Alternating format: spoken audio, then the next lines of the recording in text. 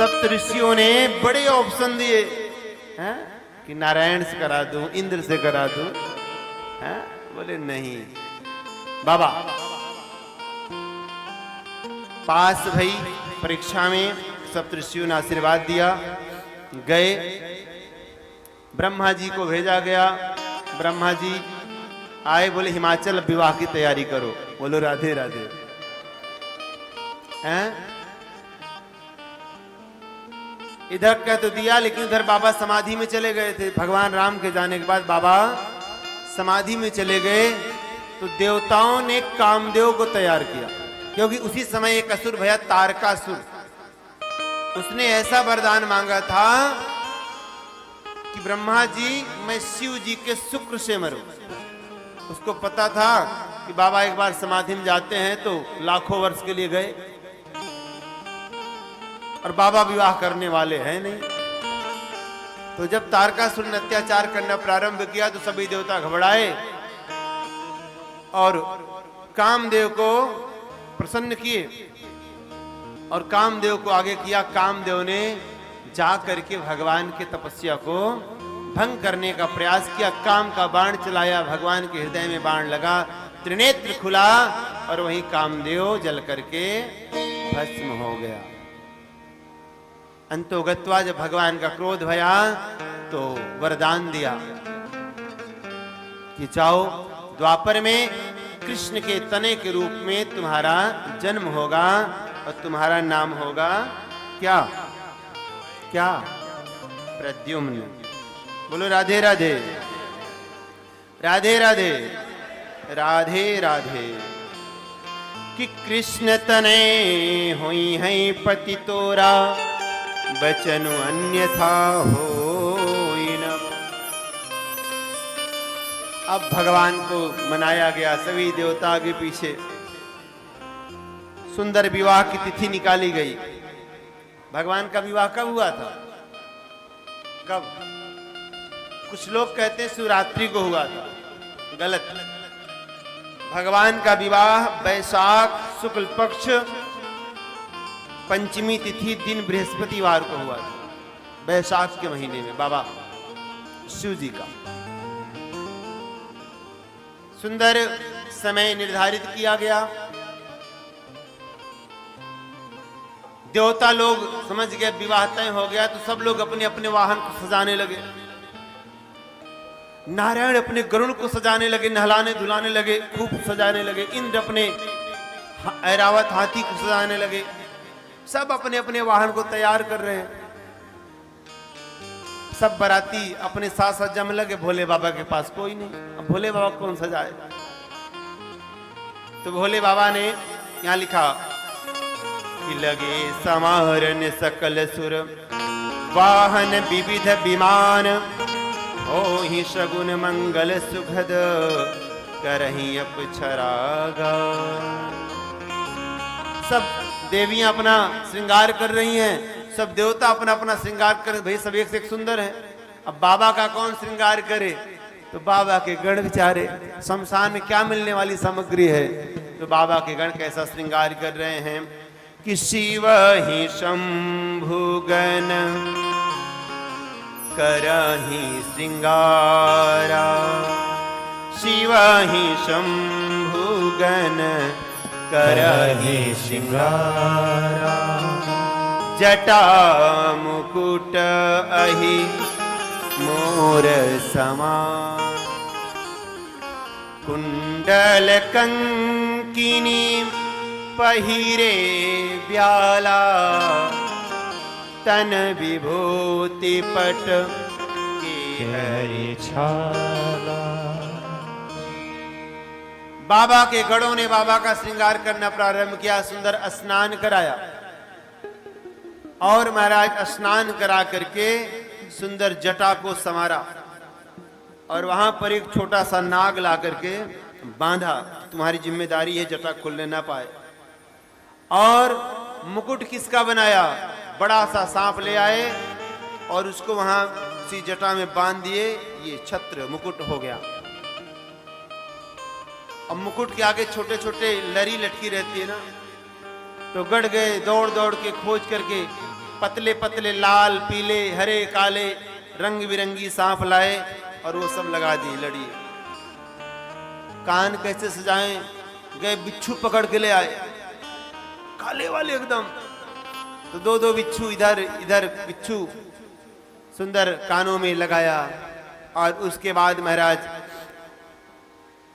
बागंबर पहनाया, वस्त्र पहनाया। अब लेकिन बांधे कैसे? तो एक सांप को कमर में बांधा और हाथ जोड़ निवेदन किया, देखो नाग देवता, तुम्हारे हाथ में इज्जत है, सब लोग विवाह में नाचेंगे घूमेंगे गाएंगे, लेकिन आप जिम्मेदारी है यहीं कमर पे ही बंधे रहना, हटना मत, नहीं तो गड़बड़ हो जाएगा।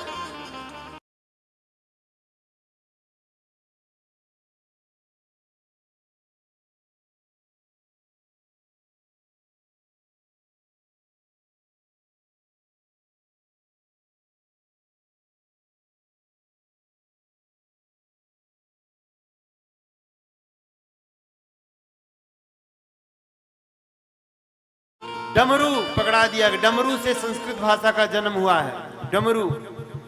और जो धर्म है कौन है? बैल।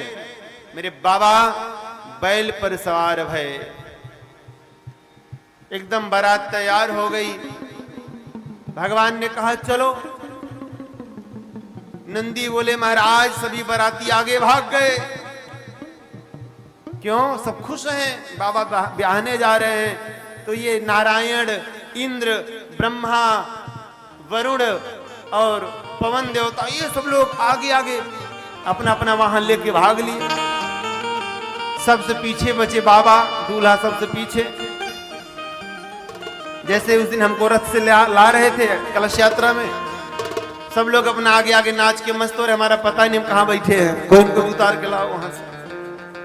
सब अपना नृत्य हो रहा है, महाराज का कुछ नहीं पता कहां गए महाराज। हाँ, ऐसे बाबा का कुछ नहीं पता, बाबा बेचारे अकेले, सब बाराती आगे। बाबा बोले ऐसा काम नहीं चलेगा। तो भृंगी को बुलाया गया, भृंगी जिनके इतने बड़े मुंह, भृंगी को बुलाया गया और बोलो, बाबा बोले अब मेरी सेना को बुलाया जाए। तो भृंगी भगवान की जो सेना है, भूत पिशाच बैताल डाकनी शाकनी चुड़ैल, सबको आमंत्रित करते हुए जयकार लगाया, हर हर महादेव, हर हर महादेव, हर हर महादेव। इतना सुनते ही उत्तर से, पूरब से, दक्षिण से, पश्चिम से कोई आयताकार, कोई गोलाकार, कोई वर्गाकार, कोई भुजाकार, भूत प्रेत पिशाच डाकिनी शाकिनी चुड़ैल चारों तरफ से करते हुए हाहू करते हुए पूरा जयकार होने लगी महाराज। कोई हाथ में खोपड़ी लिया है, कोई कपाल लिया है, कोई रक्त पी रहा है, किसी के 10 मुख, किसी के 1 मुख नहीं, किसी की 5 आंख, किसी की भी 1 आंख नहीं, कोई लूला, कोई लंगड़ा, कोई कुबड़ा। महाराज यहाँ लिखा कौमुख हीन विपुल मुख काहू, बिन पद कर को बहुपद बाहू, विपुल नयन को नयन विहीना, रिष्ट पुष्ट को अति तन खीना। अनेकानेक चाइनीज भूत, कन्नड़ भूत, मलयालम भूत, अमेरिका के भूत, रूस के भूत, कोई कुछ अनेक लैंग्वेज में सारी बातें कर रहे हैं महाराज, कुछ समझ में नहीं आ रहा है। कोई ऐसे खप्पर लिया। बाबा ने पूछा नंदी खप्पर काहे को? बोले अरे खाएंगे किसमें? पहले क्या होता था, जब कहीं निमंत्रण होता था, ब्राह्मण लोग अपना पात्र लेके चलते थे। हम लोग गांव में जब पूड़ी खाने जाते थे बनारस में, तो अपना लोटा अपने साथ लेके जाते थे, पानी किसमें पिएंगे? तो सब खप्पर लेकर के आए हैं। हाँ। महाराज प्रसन्न हो गए बाबा, बाबा प्रसन्न हो गए। अब अपना मुंह जानते हो किधर किया? आगे की तरफ नहीं, पीछे अपने गणों को देखते हुए जा रहे हैं कि जस दूल्हू तस अरे बनी बराता और कौतुक विविध हो ही मग जाता।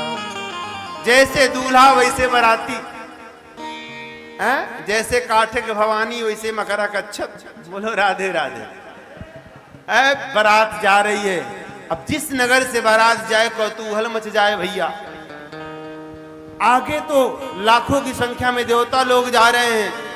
जब नारायण का दर्शन करें सारे पुरवासी प्रसन्न हो जाए। बाप रे बाप, बाराती इतने सुंदर तो दूल्हा कितना सुंदर होगा। इंद्र को देखें, वाह वाह वाह वाह वाह, गजब। हाथी घोड़े जहाज विमान पे सब आरूढ़ होकर जा रहे हैं। कितनी अच्छी बारात है। अरे बाराती इतना अच्छा, दूल्हा कितना अच्छा होगा।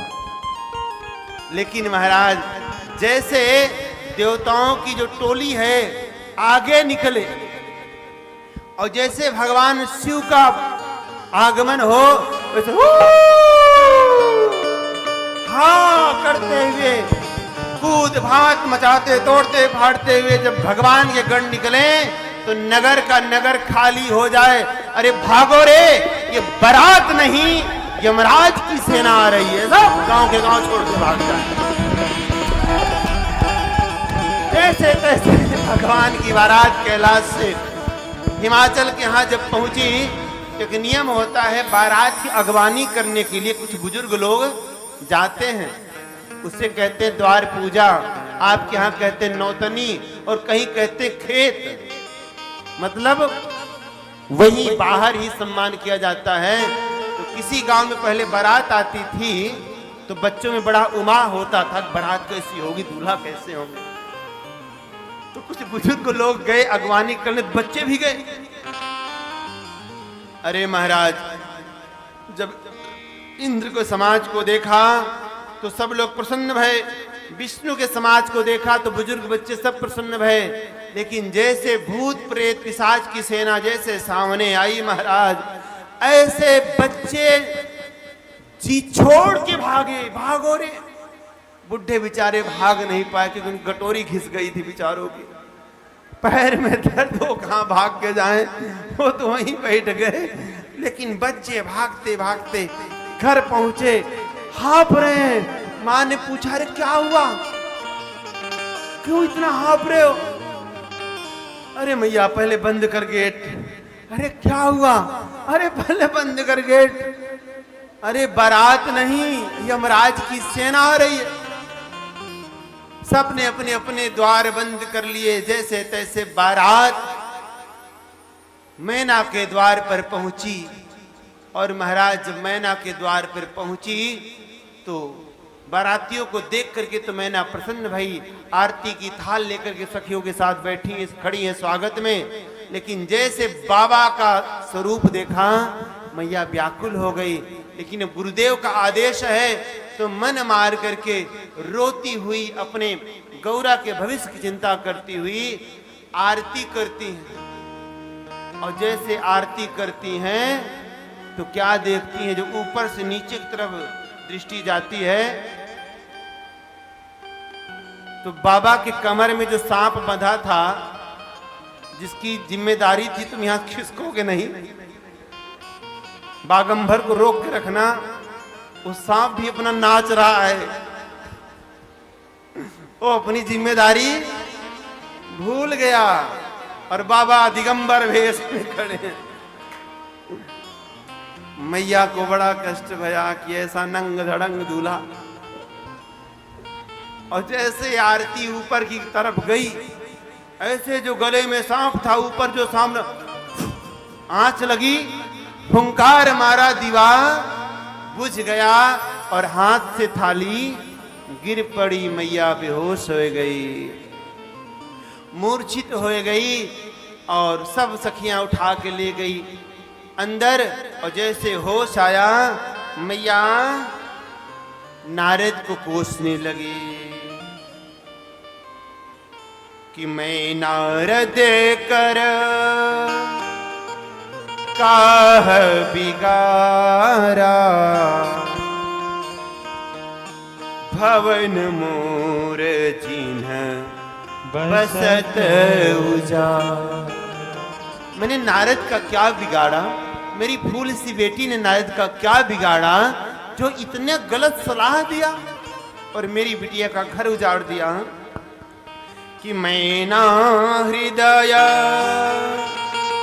भयं दुख भारी, अलीनी बोली गिरिराज कुमारी। अपनी फूल सी बेटी को गोदी में लेकर के पश्चाताप करते हुए रुदन करने लगी और विचार करने लगी कि मैंने ऐसा डिसीजन क्यों लिया, मैं कहां जाके मर जाऊं, क्या कर लूं, पश्चाताप करने लगी। तब नारद जी आए, समझाने लगे, सत्संग किया कि तब नारद सब ही समझावा, अपूरब कथा प्रसंग सुना। तब नारद जी ने आके समझाया, अरे मैना तुम ब्रह्म जी रही हो, जिसको तुम अपनी बिटिया मान रही हो ना, तुम्हारी बिटिया नहीं है, ये तो जगत जननी मां भगवती पराम्बा साक्षात आदि शक्ति हैं। जन्म जन्मांतर का इनका साथ है। बड़ा सुंदर यहाँ पर सत्संग किया। तब जाकर के मैना जी की आंख खुली। बिनु सत्संग विवेक न होई, राम कृपा बिनु सुलभ न सोई। गौरी शंकर भगवान की। तब मैया को होश आया और मैया ने भगवान शिव के पास गई। नारद जी ने भगवान को समझाया, प्रभु अब तो अपने रूप में आ जाओ। तो मेरे भगवान ने बड़ा सुंदर रूप बनाया। कैसा? कर्पूर के जैसा गौर। कि कर्पूर गौरम करुणावतारम असंसार सारम भुजगेन्द्रहारम सदा वसंतम हृदयारविंदे भवं भवानी सहितं नमामि। भवं भवानी सहितं नमामि। बोले गौरी शंकर भगवान की। नमः पार्वती पतये हर हर महा